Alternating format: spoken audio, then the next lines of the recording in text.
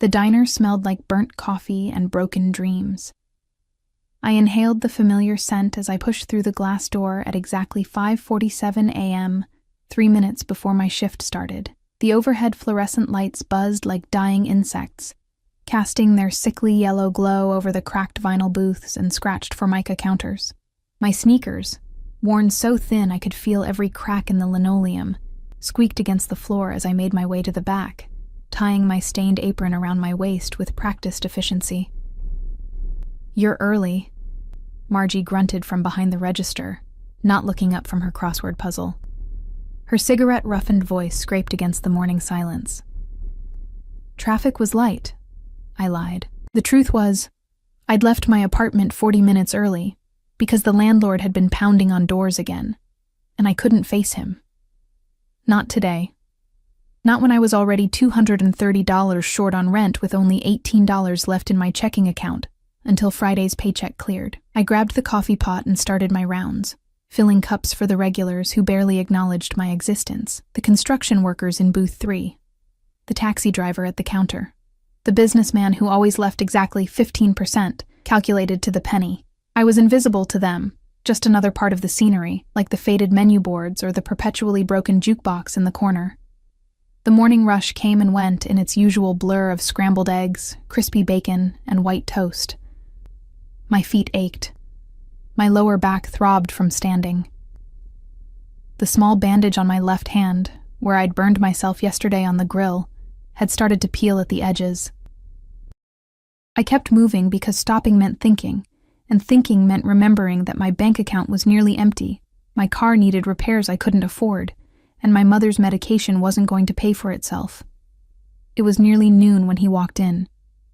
I noticed the change in atmosphere before I saw him, the way conversation seemed to lower in volume, the way Margie's hand froze halfway to her coffee cup. The bell above the door chimed, and I turned, coffee pot still in hand. He stood in the doorway like he'd stepped out of a different world entirely. Everything about him spoke of money, the kind of wealth that didn't need to announce itself. His charcoal suit fit perfectly across broad shoulders, the fabric so fine it seemed to absorb light rather than reflect it. Dark hair, touched with silver at the temples, was swept back from a face that could have been carved from marble, sharp cheekbones, a jaw that looked like it had never softened for anyone, eyes so dark they appeared black in the diner's harsh lighting. But it wasn't just his appearance that made my breath catch. It was the way he moved, controlled, deliberate, like a predator who knew exactly how much space he occupied in the world. And behind him, through the glass door, I could see a black SUV idling at the curb, the silhouette of a driver visible through the tinted windshield. He chose a booth in the back corner. Not the one nearest the door, not the one by the window. The corner booth, where he could see both entrances and keep his back to the wall. I approached with my order pad, acutely aware of the coffee stain on my apron, the frayed hem of my uniform, the way my ponytail had started to come loose during the morning rush. "Coffee?" My voice came out steadier than I felt. He looked up, and for a moment those dark eyes fixed on me with an intensity that made my skin prickle. It wasn't the way men usually looked at me, with casual dismissal or uncomfortable hunger. This was different, assessing, calculating, like he could read every secret I'd ever kept just by looking at my face. "Black," he said. His voice was low, textured like expensive whiskey. "And whatever's good here." I almost laughed. Nothing was good here, but I nodded and scribbled something on my pad. "The meatloaf's fresh today, then I'll have that." I poured his coffee, hyper-aware of my trembling hands, praying I wouldn't spill. The cup clinked slightly against the saucer as I set it down. He didn't seem to notice, or if he did, he had the grace not to comment. As I turned to go, his phone rang. Not the cheerful chirp of a normal ringtone, but a sharp, business-like tone that made him tense almost imperceptibly. He answered in a language I didn't recognize. Italian, maybe, or something close to it. His voice, already commanding, took on an edge that sent a chill down my spine. I retreated to the kitchen, trying to shake off the unsettled feeling in my gut. "Who's the suit?" Margie asked when I clipped the order to the wheel. "No idea. But he's got a driver waiting outside." She peered through the service window, then quickly looked away. "Rich people slumming it. Probably saw us on some authentic experience food blog. She snorted. Just make sure he tips well. I brought out his meatloaf 20 minutes later. He'd been on his phone the entire time, speaking in that same clipped, authoritative tone. When I approached, he ended the call with a single word that sounded like a command. Anything else? I asked, setting down the plate. He looked at the food, then back at me. How long have you worked here? The question caught me off guard. 3 years. You like it? I wanted to laugh again. Like it. I hated every minute of it. But it paid for my mother's prescriptions and kept a roof, however leaky, over my head. It's a job. Something flickered in his expression. Not quite sympathy. Something darker, more complex. Honest answer. He ate slowly, methodically, like someone who'd learned to be cautious about everything, even food. I busied myself with other tables, but I could feel his gaze following me as I moved through the diner. It wasn't uncomfortable exactly, but it made me hyper-aware of every movement, every gesture. When he finished, I brought the check. $15.73. He pulled out a wallet, black leather, probably worth more than my entire month's salary, and withdrew a $50 bill. But as he set it on the table, his phone rang again. This time, whatever he heard made his entire demeanor change. The controlled calm evaporated, replaced by something cold and lethal. He stood abruptly, speaking rapid-fire into the phone as he headed for the door. The $50 bill remained on the table, but he'd forgotten to take his change. "Sir," I called after him, grabbing the money. "Your change." He was already outside, climbing into the SUV. The driver had the door open, engine running. I could hear urgent voices, see other men in dark suits through the tinted windows. I did something stupid. I ran after him. "Sir, wait!" The SUV was already pulling away from the curb when I reached it, slapping my palm against the dark window. Through the tinted glass, I saw him turn, saw his eyes widen slightly in surprise. The vehicle stopped. The window rolled down halfway. "Your change," I said breathlessly, holding out the $34.27. "You left." "Keep it." His voice was distracted, urgent. Someone was shouting something in the background of the SUV. "I can't. It's too much." He looked at me like I was speaking a foreign language. Behind him, I could hear a man's voice, sharp and insistent. Something was very wrong. I could feel it in the air, in the tension radiating from the vehicle. "Please," I said, and I don't know why I added it. "Just take it back. I don't need charity." For 3 heartbeats, he stared at me. Then his hand reached through the window, not for the money, for my wrist. His grip was firm, warm, and sent an electric shock up my arm. "What's your name?" "Elena. Elena." He repeated it like he was memorizing it. "Keep the money and go back inside, now." There was something in his tone that brooked no argument, not a suggestion, an order. The window rolled up before I could respond, and the SUV pulled away, followed immediately by a second black vehicle I hadn't noticed before. They disappeared around the corner, leaving me standing on the curb with $34 in my hand and the strangest feeling that my life had just tilted off its axis. I walked back inside in a daze. "Did he tip?" Margie asked. I looked down at the money in my hand, then at the 50 still on the table. Yeah, he tipped. But it wasn't the money that haunted me for the rest of my shift. It was the way he'd said my name. The way his hand had felt around my wrist. The way those dark eyes had looked at me like I was something rare and valuable, instead of just another invisible waitress in a forgotten diner. That night, I lay in my cramped studio apartment, listening to the couple upstairs argue, and the traffic rumble by on the street below. I counted my money 3 times. The 50 from the table, the 34 from the change, and my own $18 that I'd planned to use for groceries, $102. It wouldn't solve my problems, but it would buy me a few more days. I fell asleep thinking about dark eyes, and a grip that felt like both a warning and a promise. The next morning started like any other. I woke to my alarm at 4:45 a.m., showered in the lukewarm water my building's ancient heater provided, and dressed in my spare uniform. The burned spot on my hand had started to heal, though it still twinged when I moved my fingers wrong. I was walking down the stairs of my building, coffee thermos in hand, when I noticed them.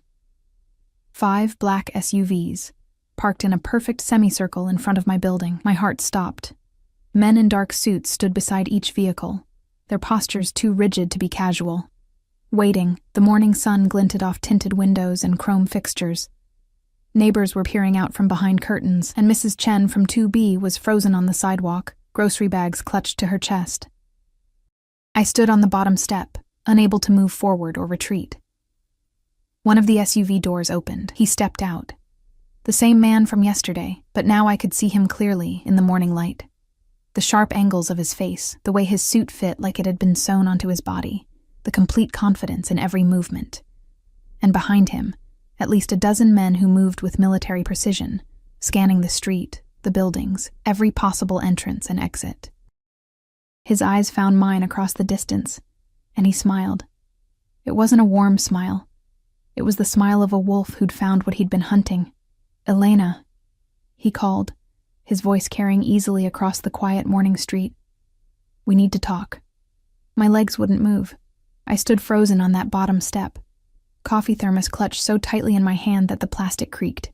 Every instinct screamed at me to run, back up the stairs into my apartment, lock the door and call. Who? The police? And tell them what? That a man who'd tipped me generously yesterday was now standing outside my building?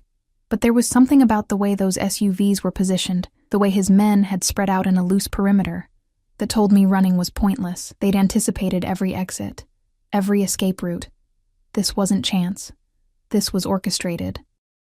He walked toward me with that same predatory grace, his shoes, probably worth more than my car, clicking against the cracked pavement.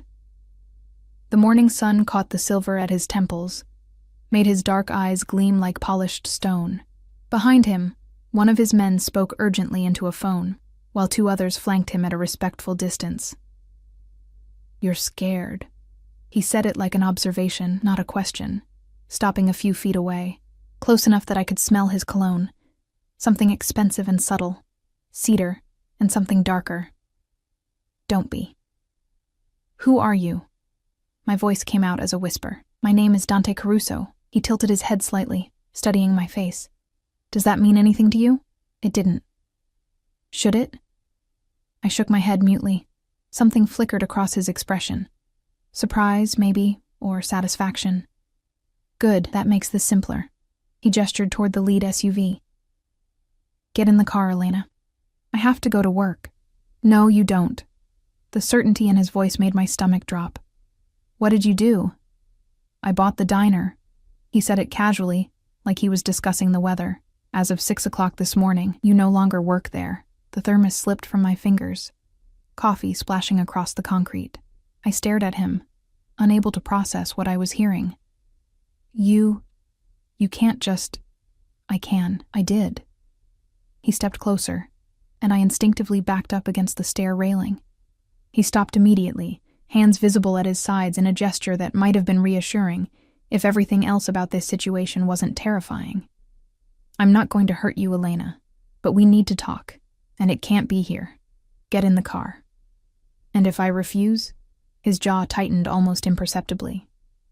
"Then I'll have Marco pick you up and put you in the car, but I'd rather you chose to come willingly." I looked past him at the man he'd indicated. Marco, apparently, who stood beside the SUV like a marble statue in an expensive suit. He was massive, easily 6.5 feet tall, with the build of someone who broke things for a living. His face was impassive, but his eyes held the promise that he would absolutely follow through on Dante's threat without hesitation. "This is insane," I breathed. "Yes," Dante agreed, "but necessary. Please, Elena, I'm asking nicely." There was something in the way he said please, like the word was foreign to him, rarely used and deeply uncomfortable. Like he was offering me something precious by even pretending to request instead of command. I thought about screaming, about Mrs. Chen, still frozen on the sidewalk, about my neighbors watching from their windows. But what would that accomplish? These men wouldn't scatter at the sound of my voice. And something told me that Dante Caruso was a man accustomed to getting what he wanted, one way or another. My hand was shaking when I nodded. Relief crossed his features, so quick I almost missed it. He turned, gesturing to Marco, who immediately opened the rear door of the lead SUV. The interior was black leather and dark wood, spotless and smelling of expensive materials. Dante waited until I climbed in before sliding in beside me, maintaining a careful distance between us. The door closed with a solid final sound. "Drive," Dante said to the man in front. Not Marco. Someone else with slate-gray eyes and a scar along his jaw. The estate. The convoy moved as one, pulling away from my building in perfect synchronization. I twisted in my seat, watching my apartment building disappear behind us, and felt like I was watching my entire life recede into the distance. "Where are we going?" I asked, hating how small my voice sounded. "Somewhere we can talk privately." Dante pulled out his phone, typing something with quick, efficient movements. "Somewhere safe." Safe from what? He looked at me then, really looked at me, and something in his expression made my blood run cold. "From the people who would use you to get to me." "I don't understand. I don't even know you. Yesterday was the first time I ever saw you." "I know." He set his phone down. "But you did something yesterday that changed everything. I gave you your change back. That's not—" "You touched my car." His voice was quiet, but there was an edge to it. "You ran after me, into the street, and put your hand on my window, in front of witnesses, in front of security cameras, in front of people who would very much like to find a weakness in my armor." The weight of his words settled over me like ice water. I was just trying to be honest. "I know. That's the problem." He leaned back against the leather seat, his profile sharp against the tinted window. "Do you know what I do, Elena?" "No." "Good. Let's keep it that way for now." He was quiet for a moment, watching the city slide past outside. "What I can tell you is that I'm a man with enemies, powerful enemies, and this morning, 3 separate sources sent me the same security footage. You, running after my car, touching it. Me, stopping to talk to you." My hands twisted in my lap. "So? So now they think you matter to me." He turned to look at me again, and whether that's true or not doesn't matter. "The perception is enough. Which means you're in danger. This is crazy. I'm nobody. I'm just a waitress." "You were a waitress." His correction was gentle but firm. "Now you're someone who needs protection until I can fix this situation." The SUV turned onto a highway, accelerating smoothly. The other vehicles maintained their positions around us. 2 in front, 2 behind. A mobile fortress. "Fix it how?" I asked. "I'm still working that out." He pulled out his phone again as it buzzed. His expression darkened as he read whatever message had appeared. He typed a response, his fingers moving with barely controlled violence across the screen. Then he looked at me. "Do you have family? Anyone who might be targeted?" "My mother. Oh God, my mother. My mom," I whispered. "She's at Mercy General. She's been there for 3 weeks. Pneumonia complications." Dante was already dialing. "Marco, Mercy General, room number..." He looked at me. 347. "But, room 347. I want a full team there in 10 minutes. No one goes in or out without clearance. And I want Dr. Rashid on call. Have him review her file immediately." He ended the call and turned back to me. "She'll be protected, and she'll receive the best care available. I can't afford... I can." He said it simply, like money was an irrelevant detail. Maybe for him it was. Consider it an apology for disrupting your life. I wanted to argue, wanted to scream that he couldn't just swoop in and rearrange everything like pieces on a chessboard. But the thought of my mother, vulnerable in her hospital bed, made me swallow my pride. "Thank you," I managed. He nodded, already moving on. "You'll need clothes, personal items. Make a list of anything you need from your apartment. I'll have someone retrieve it." "How long am I going to be wherever we're going?" "As long as it takes." His jaw tightened. "I have to identify who leaked that footage and neutralize the threat. Could be days, could be weeks." I can't just disappear. People will ask questions. My landlord is being paid 6 months' rent in advance as of 30 minutes ago. Dante checked his phone again. Your bills are handled. Your mother's hospital expenses are covered. You have nothing to worry about except staying safe. You can't just... I stopped, because apparently he could. He was doing it right now, dismantling my life and rebuilding it according to his specifications, all with a few phone calls and the unlimited resources of someone who clearly existed above normal rules. We drove for another 40 minutes, leaving the city behind. The landscape changed from urban sprawl to manicured suburbs to something else entirely. Rolling hills, iron gates, properties so large you couldn't see the houses from the road. Old money. Real wealth. The kind that didn't need to prove anything. Finally, we turned onto a private road. The gates opened automatically as we approached. Massive things. Black iron and gold accents, flanked by stone pillars. The driveway was easily 1/2 mile long, lined with ancient oak trees that formed a canopy overhead. Then the house came into view, and my breath caught. It wasn't a house. It was an estate. 3 stories of pale stone and tall windows, with wings that extended on either side, and architectural details that spoke of European influence. Manicured lawns stretched in every direction, punctuated by marble fountains and classical statuary. A separate building, probably a guest house, sat off to one side, and I could see what looked like stables in the distance. You live here? The words slipped out before I could stop them. When I'm in the country, Dante's tone was matter-of-fact. I have properties in New York, Milan, and Monaco, but this is home. The SUVs pulled up to the front entrance in formation. Before I could reach for the door handle, Marco was there, opening it with the efficiency of long practice. Dante exited on his side and came around to offer me his hand. I stared at it for a moment. Tanned skin, long fingers, a signet ring on his right pinky finger that probably had some family crest I didn't recognize. Then I took it, because refusing seemed childish, and let him help me out of the vehicle. His grip was firm, warm, and when I was standing on the crushed stone driveway, he didn't immediately let go. Welcome to Via Caruso, he said quietly. You'll be safe here.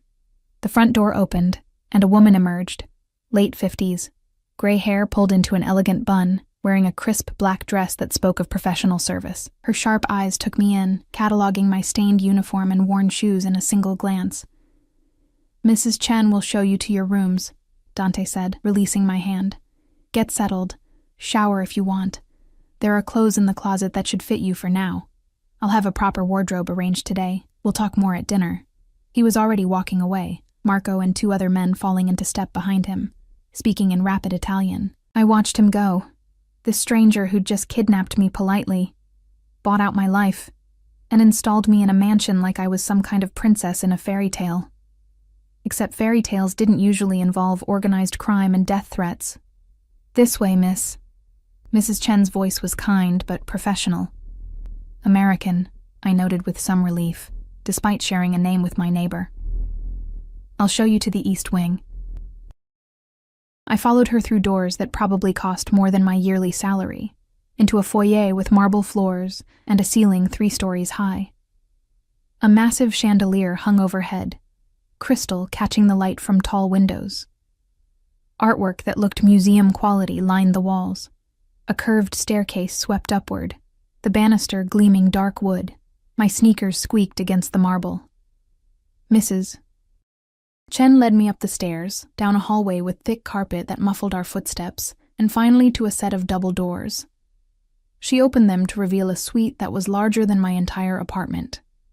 The bedroom was decorated in soft creams and golds, with a 4-poster bed that looked like it belonged in a palace. French doors opened onto a private balcony overlooking the grounds.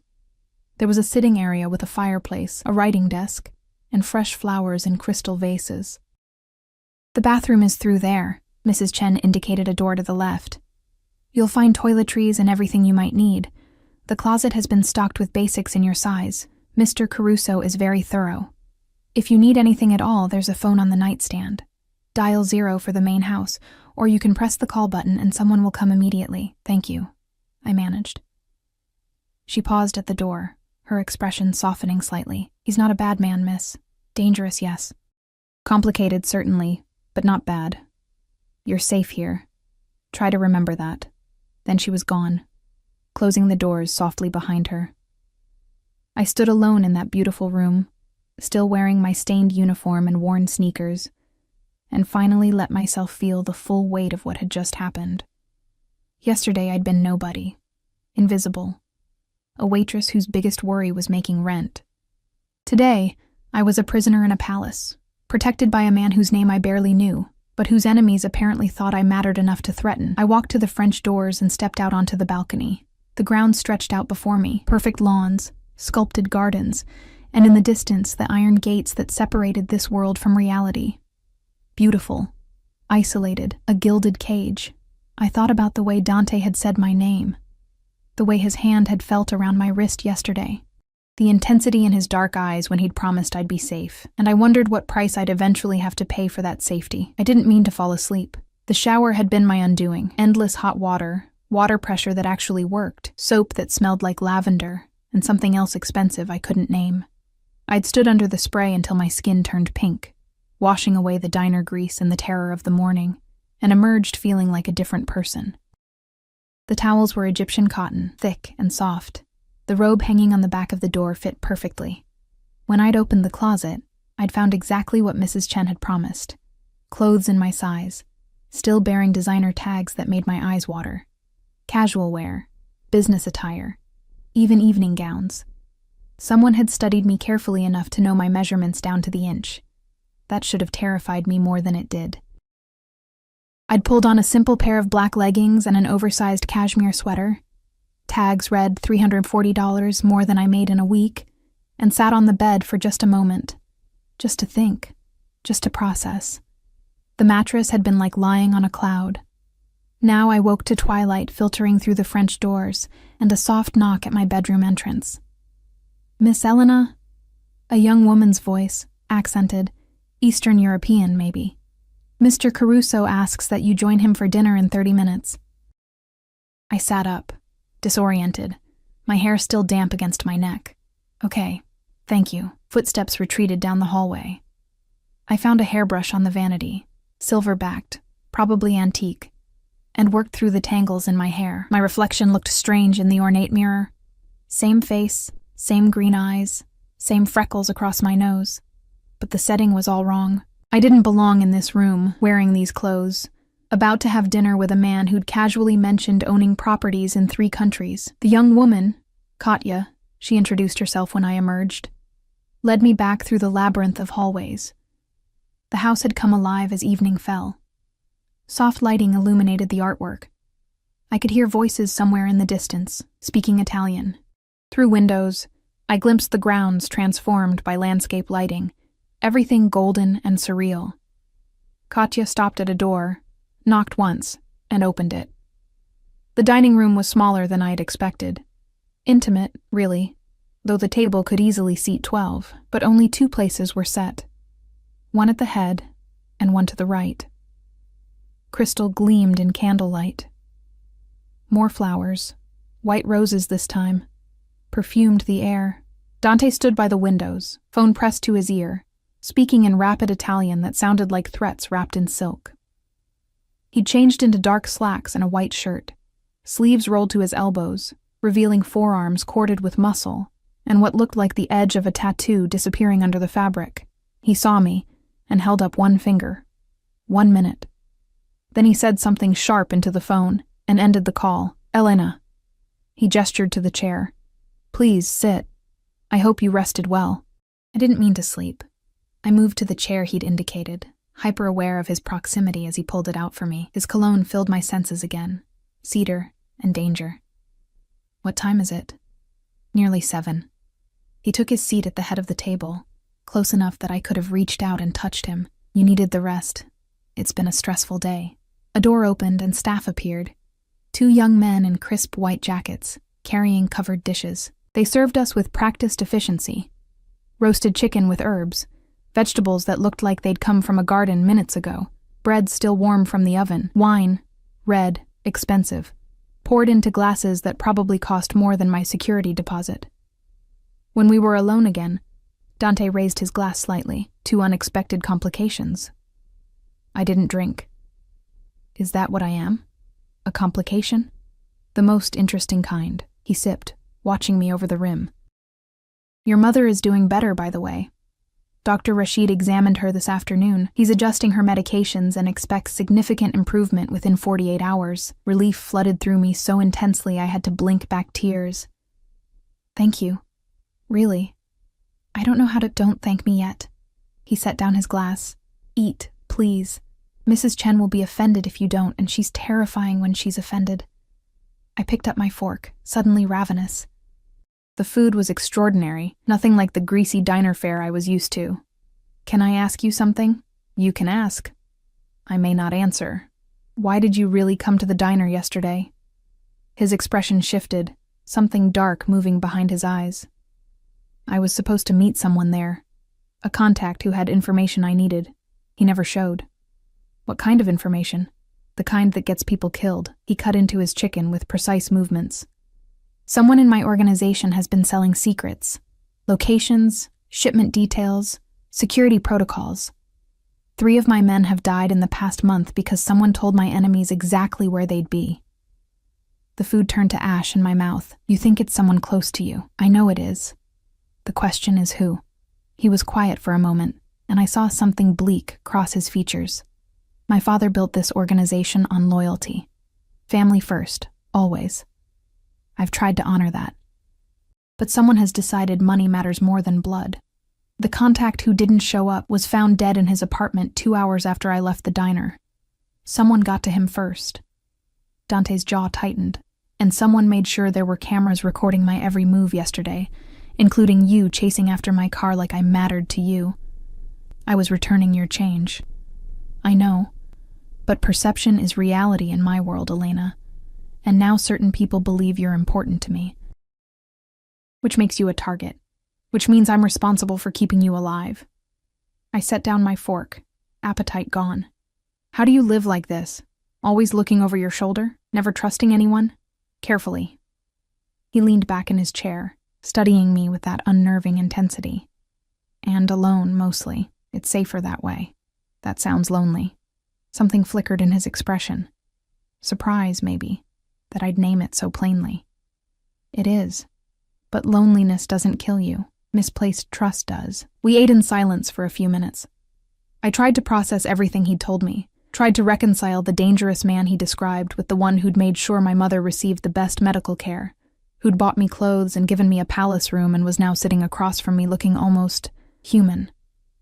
Can I ask you something else? I ventured. A slight smile touched his lips. You're very bold for someone in your position. What position is that? Prisoner? Guest? Human shield? The smile widened, reaching his eyes for the first time. It transformed his face, made him look younger, less dangerous. Guest. Definitely guest. Prisoners don't get the East Wing. Where do prisoners get? The wine cellar. It's quite secure. Also cold. You'd hate it. He was teasing me, I realized. This man who ordered people around like chess pieces, who'd bought a diner without blinking, who lived surrounded by armed guards. He was teasing me. I'll try to stay on your good side, then. Please do. The humor faded from his expression. What did you want to ask? The tattoo on your arm. What is it? He glanced down at his forearm, where the edge of dark ink was visible beneath his rolled sleeve. For a moment, I thought he wouldn't answer. Then he pushed the sleeve up higher, revealing an intricate design. A crow in flight, wings spread, carrying something in its talons that looked like a key. Family crest, he said quietly. Every Caruso male gets it on his 18th birthday. The crow represents wisdom and adaptability. The key represents the secrets we keep and the doors we can open. His fingers traced the design absently. My father gave me this, held my hand while the artist worked, even though I was trying not to show how much it hurt. There was something raw in his voice. Something that made me realize this wasn't just ink. It was identity. Legacy. Burden. He's gone? I asked softly. 5 years ago. Heart attack. Dante rolled his sleeve back down, the vulnerability disappearing with it. He was a hard man, but fair. Everyone feared him. But they also respected him. I've spent 5 years trying to fill shoes that were always too big. I think you're doing better than you realize. He looked at me sharply. What makes you say that? You bought a diner to protect a waitress you don't know. You're making sure my mother gets treatment she couldn't afford. You could have just hidden me somewhere, but instead you're trying to solve the actual problem. I met his gaze. A truly bad man wouldn't bother with any of that. For a long moment, he just stared at me. Then he reached across the table, his hand covering mine where it rested beside my plate. His skin was warm, his grip gentle but firm. You have no idea how dangerous I can be, Elena. Maybe not. But I know you could have hurt me a dozen times today, and you haven't. I know you keep your word. You said my mother would be safe, and she is. I know. I hesitated, then forged ahead. I know what it's like to be alone, even when you're surrounded by people, and I think maybe you do too. His thumb moved slowly across my knuckles, a gesture that sent electricity up my arm. His dark eyes had gone intense again, but different this time. Not calculating or assessing, something else. Something that made my breath catch. You should be afraid of me, he said quietly. I know, but I'm not. Not really. Not anymore. The dinner staff chose that moment to return, clearing plates and bringing dessert, tiramisu that looked like art on delicate china. Dante released my hand slowly, reluctantly, and the loss of his touch felt like cold water. We finished the meal making small talk.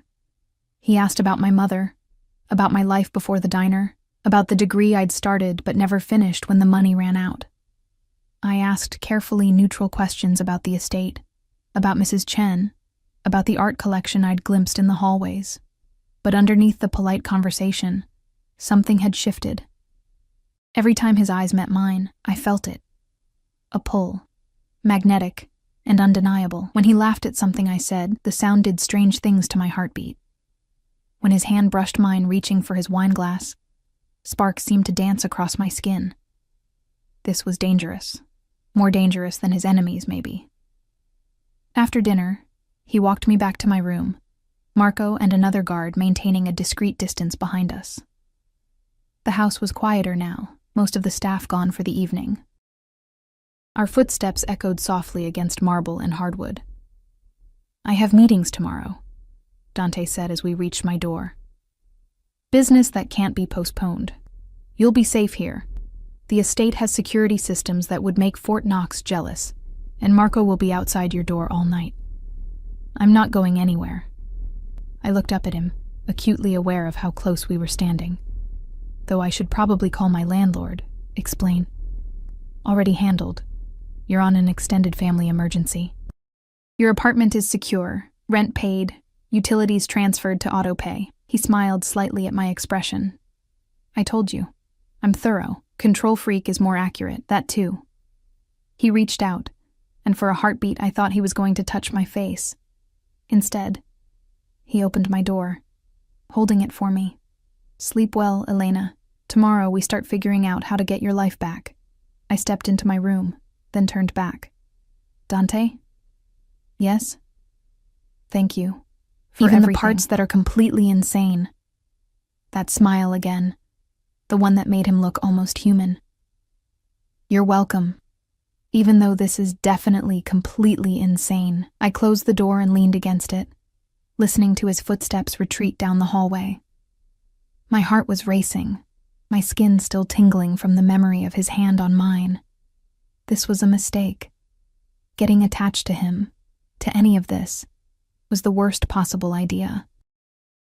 But as I changed into the silk pajamas someone had left folded on the bed, as I slipped between sheets that felt like water against my skin, I couldn't stop thinking about dark eyes and careful hands and the loneliness I'd heard in his voice when he talked about his father. I fell asleep imagining what it would feel like to be kissed by a man like Dante Caruso. Dangerous thoughts for a dangerous situation, but I'd stopped being able to control them. Somewhere in the night, I woke to voices outside my door. Marco speaking Italian to someone, the words too low to make out. I heard Dante's voice respond, firm and commanding, and then silence. I wondered if he slept at all, or if he spent his nights planning, strategizing, trying to stay 3 steps ahead of enemies who wanted him dead. I wondered if he was thinking about me. And I wondered what would happen when this was over, when the threat was neutralized and I was no longer his responsibility. The thought of going back to my tiny apartment, my stained uniform, my invisible existence suddenly felt unbearable. But this palace, this protection, this dangerous man with the careful hands, wasn't real, couldn't be real, not for someone like me. I pulled the covers up to my chin and told myself to stop dreaming. Reality would come soon enough. 3 days passed like a fever dream. I woke each morning to breakfast brought to my room by Katya, fresh pastries, fruit, coffee that tasted like heaven. I'd eat on the balcony, watching the grounds come alive with staff tending the gardens, security teams changing shifts, the occasional sleek car arriving or departing through the iron gates. Dante was a ghost during daylight hours, gone before I woke, returning late. But he always joined me for dinner, appearing in the small dining room with his sleeves rolled up and shadows under his eyes, bringing news of my mother's improving condition and carefully neutral conversation that never quite touched on the real question between us. On the 4th morning, everything changed. I was in the library, a 2-story room with floor-to-ceiling shelves and a rolling ladder that belonged in a movie, when Dante found me. I heard his footsteps on the marble floor before I saw him, that distinctive, confident stride that made my pulse quicken despite my best efforts. Reading? He appeared in the doorway, and I was struck again by how the afternoon light seemed to sharpen his features, make him look both more dangerous and more beautiful. I held up the book, Pride and Prejudice, because apparently I was a cliché. Your collection is impressive. First editions?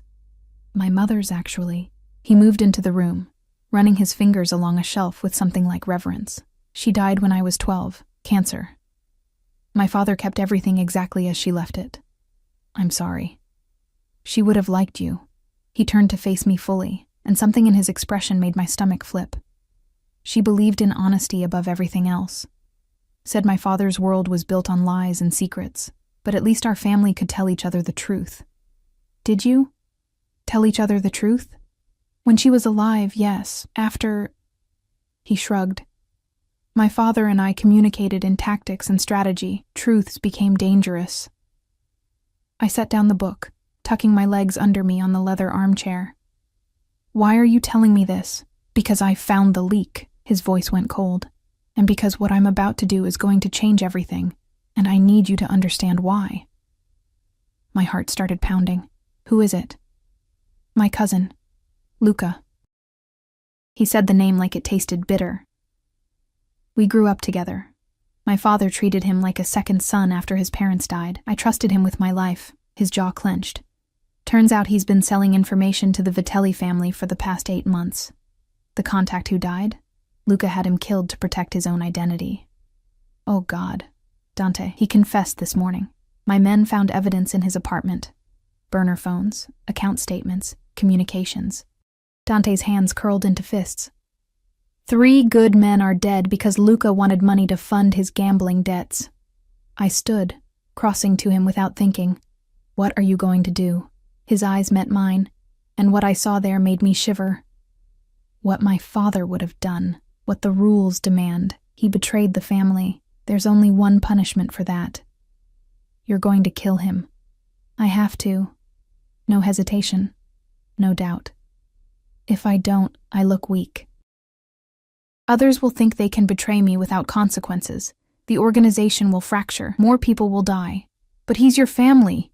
He stopped being family when he chose money over blood. Dante's voice was hard, inflectionless.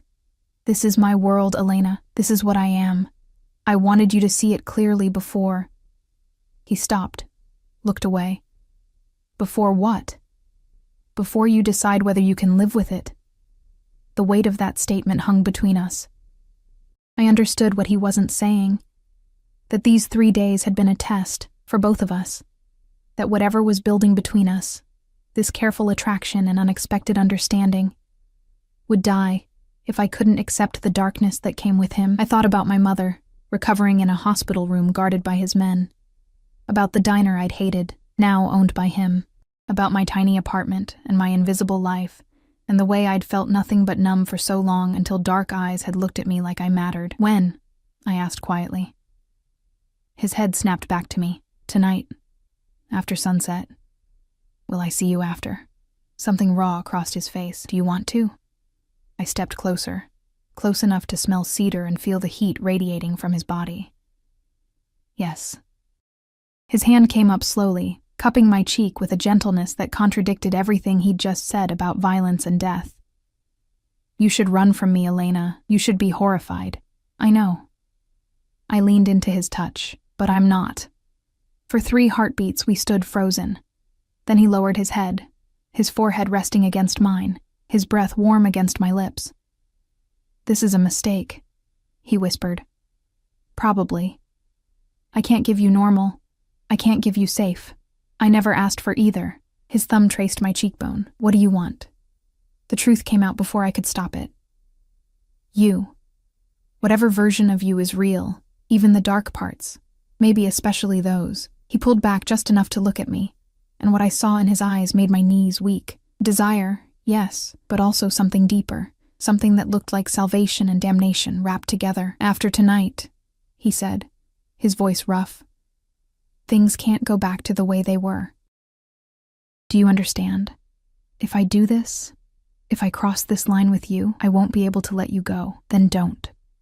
He kissed me like a drowning man finding air. His mouth was hot and demanding, one hand threading through my hair while the other pressed against my lower back, pulling me flush against him. I gasped, and he deepened the kiss, tasting like coffee and something darker. Something that should have terrified me, but instead made me press closer.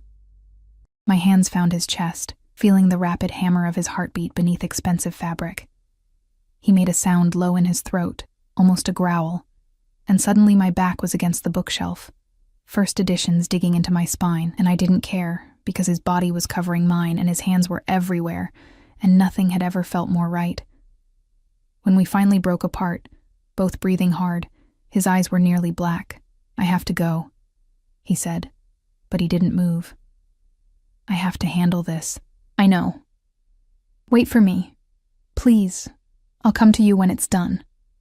I nodded, unable to speak past the emotion clogging my throat. He kissed me again, softer this time, almost reverent. Then he stepped back, straightening his clothes with hands that weren't quite steady. Lock your door tonight, he said. Don't open it for anyone but me. Then he was gone, and I was alone in the library, lips swollen and heart racing, wondering what I'd just agreed to. The afternoon stretched into evening. I tried to read, couldn't focus. Tried to nap, couldn't sleep. Finally, I showered and changed into one of the dresses from the closet. Simple, black, fitted. I didn't know why I was dressing up, maybe because I knew tonight would change everything. Katya brought dinner to my room. I'd asked not to eat alone in the dining room. She set up the tray with her usual efficiency, but her eyes were worried. Big trouble tonight, she said softly. Everyone is scared. I know. Mr. Caruso, he is good man, but sometimes good men must do bad things. She touched my hand briefly. You make him happy. I see it. First time in long time he smiles real smile. After she left, I picked at the food and watched darkness fall over the grounds. Lights came on across the estate. I saw vehicles arriving, men in dark suits gathering near what looked like a garage or warehouse in the distance.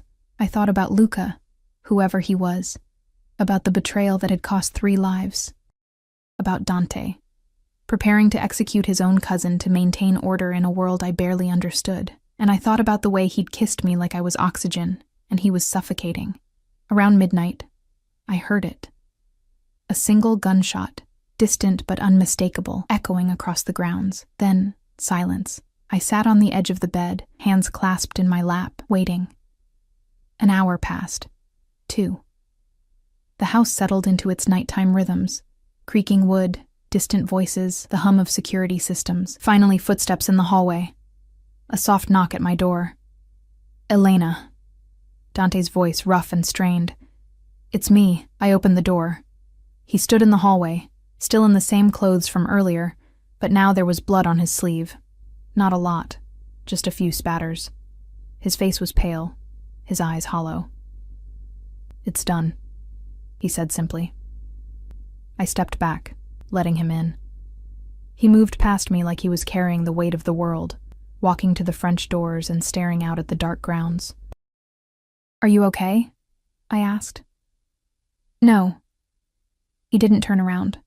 "I just killed a man I loved like a brother. I'll never be okay again." I went to him, wrapping my arms around him from behind, pressing my cheek against his back. He was trembling, barely perceptible, but I felt it. "He made his choice," I said softly. "You made yours. You protected your family by destroying it." His voice cracked. "My father always said leadership means making impossible choices." I never understood until tonight what that really meant. "You're not alone in this." He turned in my arms, pulling me against his chest, his face buried in my hair. "I don't deserve you. I don't deserve anything good. Maybe not. But you have me anyway." We stood like that for a long time, his heart gradually slowing against mine, his breathing evening out. When he finally pulled back, his eyes were red but dry. "I need to tell you something," he said. "About why I'm really protecting you." "I know why. The footage, the enemies. That's part of it, but not all." He took my hands in his. "The man your ex-boyfriend stole from? The one whose drugs he sold and whose money he gambled away?" My blood went cold. "How do you know about Marcus?" "Because that man was me, Elena.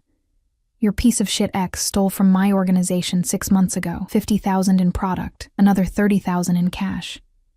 I've been looking for him ever since." The room tilted. "What?" "When I saw you at the diner, I didn't recognize you at first, but then you told me your name, and I remembered. Marcus Chen had a girlfriend named Elena. I had my men pull your file." He squeezed my hands. "You didn't know what he was doing. My investigators confirmed that. You were clean, but technically, you're connected to someone who owes me money and product. So this whole thing, the protection, my mother, everything, it's because you think I can lead you to Marcus?" "No." His grip tightened. "It's because when I realized who you were, I also realized you were an innocent caught in someone else's mess, just like you're an innocent caught in my mess now. And because the moment you ran after my car, risking your own safety to return $34, I knew you were different from anyone I'd ever met. Where is Marcus now? Dead. My men found him in Atlantic City 2 months ago. He picked the wrong card game to cheat at." Dante's expression was grim, "But you didn't know that. And I didn't tell you because I was afraid you'd think that's the only reason I kept you here." I pulled my hands free, needing space to think. "Is it?" "No, Christ, no." He ran his hands through his hair, frustration and something like desperation in his eyes. "I kept you here because you're in danger. I bought the diner because I didn't want you going back to that life. I'm telling you the truth now, because I can't stand the idea of you not knowing everything. You should have told me sooner. I know, I'm sorry." He stepped closer but didn't touch me. "I'm telling you now. All of it. The truth about Marcus, about Luca, about what I am and what I do. You deserve to make your choice with full information. And what choice is that?" His jaw tightened. "Whether you stay or go. Whether you can accept me, knowing everything. Whether you can live in my world with all its darkness and blood and impossible choices." I looked at him. This man who'd killed tonight, who'd lied by omission, who lived in a palace surrounded by violence and danger. And I saw also the man who'd held my hand at dinner, who'd made sure my mother received the best care, who'd kissed me like I was precious and trembled in my arms when the weight of leadership became too much. "I'm not going anywhere," I said. Relief and something like anguish crossed his face. "Elena, I'm not naive, Dante. I know what you are. I know what this world is, and I'm choosing it anyway. I'm choosing you." He crossed the distance between us in 2 strides, cupping my face in both hands. "I will protect you with everything I have. I swear it. No one will ever hurt you. I know. And I will try. Every day I will try to be worthy of this choice you're making. I know that too." He kissed me then, and it was different from the library. Slower, deeper, weighted with promise and possession. When he lifted me, I wrapped my legs around his waist, and he carried me to the bed, laying me down like I was made of glass. "Tell me to stop." He breathed against my neck. "Tell me this is too fast, too much, and I'll walk away." "Don't you dare." His laugh was rough, almost broken. "You're going to destroy me, Elena. Good. Then we'll be even." We fell into each other like drowning, like salvation, like two people who'd been searching for something they didn't know they needed until they found it. His hands learned my body with the same thoroughness he applied to everything else, mapping every curve and hollow, finding places that made me gasp and arch against him. I explored the planes of his chest, the muscles of his back, the tattoo of the crow that marked him as a Caruso. When he finally moved inside me, his eyes locked on mine, I felt something shift in my chest, something that felt like coming home and jumping off a cliff at the same time. "Mine," he whispered against my lips. "Say it." "Yours." Again. "Yours, Dante. Always yours." He shuddered, burying his face in my neck, and we moved together until the world narrowed to just this, skin and heat, and the merging of two damaged souls into something that might, against all odds, be whole. Afterward, we lay tangled in silk sheets, my head on his chest, his fingers tracing lazy patterns on my bare shoulder. "What happens now?" I asked quietly. "Now I make this official. You're mine, Elena, under my protection permanently. Anyone who wants to hurt you goes through me first." His arm tightened around me, and I start planning our future. Future? You think I'd do this, claim you like this, and let you go? His voice was rough with possession. "You're mine now. In my world, that's forever." I should have been terrified, should have felt trapped. Instead, I felt safe. Morning came softly, filtering through the French doors in bands of gold and amber. I woke wrapped in warmth, Dante's arm across my waist, his chest pressed against my back, his breath steady against my neck. For a moment, I lay perfectly still, afraid that moving would shatter whatever spell had been cast in the darkness. But then he stirred, his lips brushing my shoulder, and I felt him smile against my skin. "You're awake," he murmured. "So are you." "I don't sleep much. Habit." His hand splayed across my stomach, possessive even in gentleness. "But watching you sleep, that was peaceful." I turned in his arms to face him. Morning light made his features softer, the harsh edges smoothed by satisfaction, and something that looked almost like contentment. The shadows under his eyes were still there, but the haunted look from last night had faded.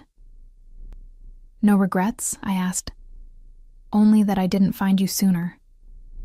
He kissed my forehead, my nose, my lips. "Stay here. I need to make some calls, handle some business. Then we're going to see your mother."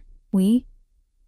Did you think I'd let you go alone?" His expression turned serious. "You're mine now, Elena. Where you go, I go, and everyone needs to see that you're under my protection." He rose from the bed unself-consciously, and I watched him dress with the same efficient grace he applied to everything: tailored pants, crisp white shirt, the shoulder holster he strapped on without fanfare. The gun nestled against his ribs was a stark reminder of his reality. Our reality now.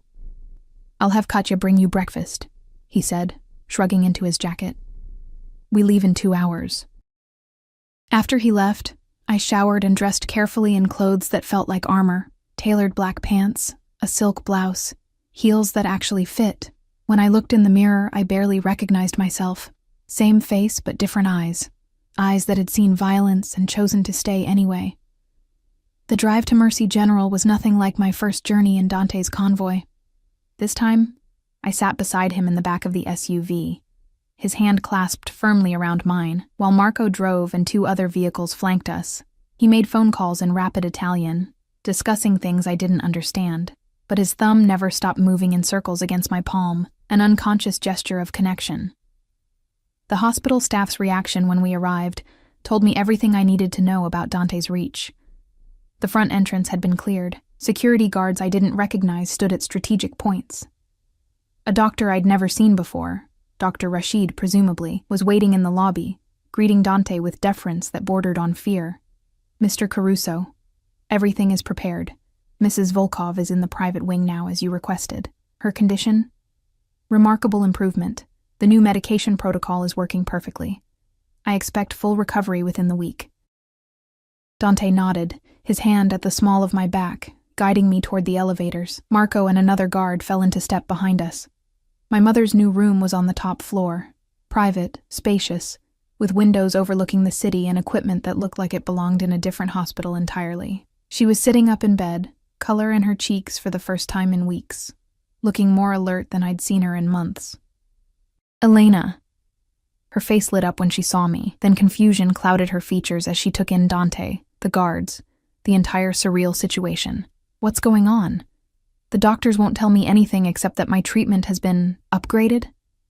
I crossed to her bed, taking her hand. "Mom, there's a lot to explain." "Start with him." She pointed at Dante, who'd remained by the door, giving us space. "Who is he? And why does he look like he owns the hospital? Because he might," I said honestly. "Mom, this is Dante Caruso. He's the reason you're getting better. And I looked back at him, finding his dark eyes steady on mine. "He's mine." My mother's eyes widened. "Yours? Elena, what happened? Last week you were serving eggs at that diner, and now you're walking in here with armed guards and a man who looks like he stepped out of a mafia movie." She stopped, face paling. "Oh, God. Please tell me he didn't step out of a mafia movie." "I can't tell you that," I admitted. "But I can tell you he's kept me safe. He's taking care of you, and I trust him with my life." She studied Dante with the shrewd assessment that had helped her survive 40 years of bad choices and hard luck. "You hurt my daughter, and I don't care how many guards you have. I will find a way to make you suffer." Dante's lips twitched. "I believe you, Mrs. Volkov, and I give you my word. Elena's safety and happiness are my highest priority. See that it stays that way." She squeezed my hand. "Now someone tell me what the hell is really going on." We stayed for an hour. I explained as much as I could without terrifying her, leaving out Luca's execution, Marcus's connection, the real depth of danger I'd been in. Dante added details about her treatment plan, the security measures in place, the arrangements he'd made for her recovery and rehabilitation. My mother listened, asked sharp questions, and finally nodded. "So my daughter is dating a crime lord who saved my life and is apparently in love with her, judging by the way he looks at her when she's not watching." Dante didn't deny it. "Could be worse," she said dryly. "Could be Marcus." I laughed, surprising myself. "Definitely better than Marcus." As we were leaving, my mother called out, "Mr. Caruso?" He turned back. "Yes?" "Thank you. For my daughter. For me. For giving us both a second chance." Her voice softened. "She's all I have in this world. Please remember that." "I will," he promised. "I swear it." In the elevator, Dante pulled me against his chest. "Your mother is formidable. You have no idea. I like her." He kissed the top of my head. "She raised you. That alone makes her remarkable." The next stop surprised me, a lawyer's office in a gleaming downtown high-rise. Dante led me into a conference room where an older man with silver hair and an expensive suit waited with stacks of paperwork. "Elena, this is Robert Chen, my attorney. Robert, this is Elena Volkov, my—" He paused, and I saw him searching for the right word. "My future wife." The room spun. "What?" Dante turned to me, taking both my hands. "I told you last night. In my world, when I claim someone, it's forever. I want to make it legal, protected. I want everyone to know you're mine. And I'm yours. We've known each other less than a week." "I know. And I don't care." His grip tightened. "I've spent my entire life making calculated decisions, Elena. Safe choices, strategic moves. And what did it get me? A cousin who betrayed me, an organization full of people who fear me but don't trust me, a house full of beautiful things and absolute loneliness." His voice dropped. "And then you ran after my car for $34 and everything changed. You're the first real thing I've had in years. I'm not letting you go." Robert cleared his throat diplomatically. "Perhaps the young lady would like to review the prenuptial agreement first." "There is no prenup," Dante said flatly. "What's mine is hers, all of it." "Dante, that's insane," Robert started. "Non-negotiable." Dante's tone could have cut glass. "Draw up the papers. Marriage license, power of attorney, everything. I want her legally protected. If something happens to me, she gets everything. The estate, the businesses, the offshore accounts, all of it. I stared at him, trying to process what he was saying. You're serious. Completely. He cupped my face. Marry me, Elena. Not because you have to, not because I'm protecting you, but because in less than a week, you've become more important to me than anything else in this world. Because when I think about my future, you're in every part of it. Because... His voice roughened. Because I love you, and I need you to know that if I die tomorrow, you'll be taken care of forever. Tears blurred my vision. That's the most romantic and terrifying proposal I've ever heard. Is that a yes? I thought about my tiny apartment, and my stained uniform, and the numbness that had defined my existence for so long. I thought about dark eyes and careful hands, and the way he'd trembled in my arms when the weight of his choices became too heavy. I thought about passion and danger, and the kind of love that didn't make sense, but felt more real than anything I'd ever known. Yes, I whispered. Yes, I'll marry you. He kissed me like he was sealing a contract written in blood and promises. And maybe he was. The next 3 weeks passed in a blur of preparation.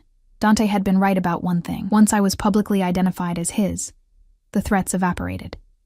His enemies understood that touching me meant war with the Caruso family, and apparently, that was a war no one wanted.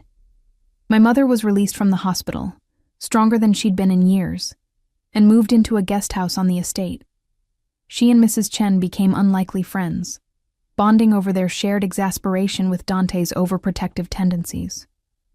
The wedding was small, immediate family only, which for Dante meant the key members of his organization. I wore a dress that cost more than a car, simple white silk that made me feel like a princess. Dante wore a tuxedo that fit him like sin, and when he saw me walking down the aisle of the estate's private chapel, I saw his composure crack just for a moment, just enough to show me the man beneath the armor. We exchanged vows in Italian and English, rings that bore the Caruso crest, and a kiss that promised forever. The reception was elegant chaos. Music, dancing, food that probably cost more than my yearly salary at the diner. I met family members who eyed me with everything from curiosity to suspicion. I shook hands with men whose names I recognized from news reports about organized crime. I smiled and played the part of the mafia wife, all while Dante's hand stayed firmly on my lower back, a constant reminder of his presence and protection. Late in the evening, he pulled me away from the party, leading me through darkened hallways to his study. Our study now, he'd insisted. He closed the door, muffling the sounds of celebration, and pulled me into his arms. Happy? He asked, terrified, exhilarated, confused about how this is my life now. I looked up at him. But yes, happy, good. He kissed my forehead. Because I have a wedding present for you. He handed me a folder. Inside were property deeds, business licenses, and a photograph of the diner, my diner, the one where we'd met. I'm signing it over to you, Dante said. Full ownership. Do whatever you want with it. Renovate it, sell it, turn it into something new. But it's yours. Your choice. Your independence. Fresh tears stung my eyes. You're giving me the diner? I'm giving you options. I never want you to feel trapped, Elena. Not by me. Not by this life. You chose to stay, but I need you to know you can always choose differently. I won't. Maybe not. But knowing you could, that makes your choice to stay mean everything. He pulled out another document. And this is for your mother. A trust fund. Medical care for life, living expenses, everything she needs. She's family now. We take care of family. I couldn't speak past the emotion clogging my throat, so I kissed him instead, pouring every ounce of love and gratitude and wonder into it. When we finally rejoined the party, I felt different, not just married, but transformed. The invisible waitress was gone. In her place was someone new, someone who'd chosen danger and passion, and a love that defied logic, someone who belonged. Months passed. I learned the rhythms of Dante's world, the late-night phone calls, the security protocols, the careful dance of power and diplomacy. I learned which families were allies and which were rivals. I learned to shoot, because Dante insisted, and discovered I had a natural aim that made Marco grudgingly impressed. I also learned about the legitimate businesses, the real estate holdings, the investment portfolios, the charitable foundations. Dante had been slowly transitioning the organization away from its criminal roots, building something that could be passed down to future generations without the constant threat of violence. "My father's world is dying," he told me one night as we lay in bed, my head on his chest. "The old ways don't work anymore. I want to build something different, something our children won't be ashamed of." "Children?" I raised my head to look at him. His hand moved to my still flat stomach, possessive and tender. "Someday, when things are safer, when I've finished what I started." He met my eyes. "Would you want that? Children, a family? With you?" "Yes."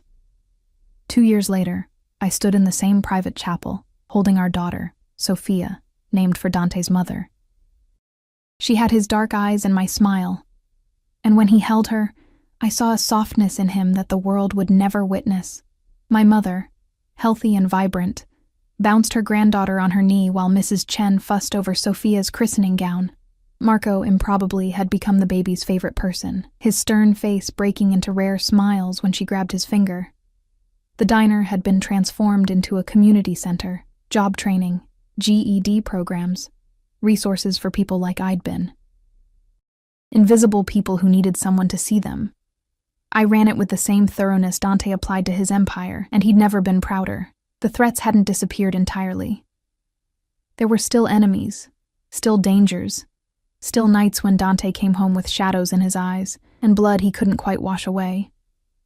But we'd built something strong enough to weather those storms, trust and love, and the bone-deep knowledge that we'd chosen each other, fully and completely. That evening, after Sophia was asleep and the guests had gone, Dante found me on our bedroom balcony, looking out over the grounds that had once seemed like a prison and now felt like home. "Regrets?" he asked, echoing that first morning. "Not even one."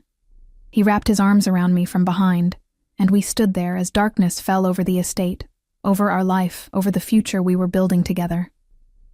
I thought about the girl I'd been, tired, invisible, serving coffee to people who never saw her.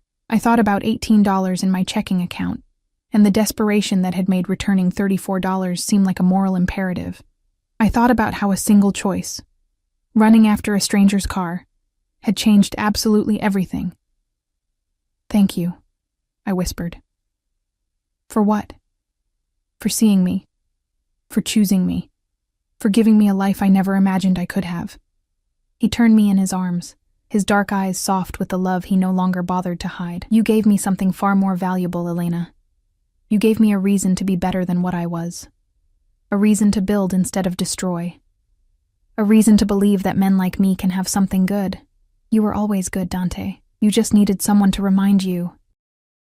He kissed me as the first stars appeared overhead, and I tasted promise and passion and the kind of love that only comes from choosing each other every single day, despite the darkness, despite the danger, despite every logical reason to walk away. We'd built something extraordinary from $18 and a moment of honesty, an empire of love in a world of shadows, and I wouldn't trade it for anything.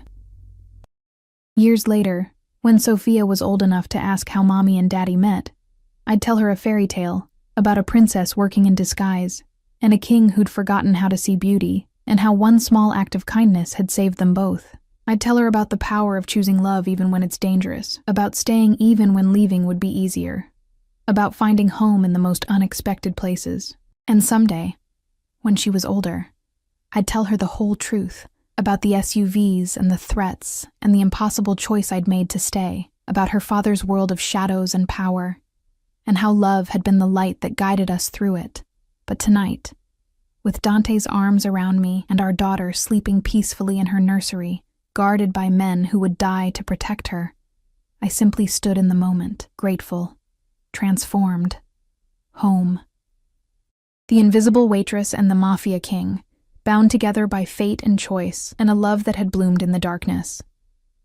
Our story had started with $18, but it would end with forever.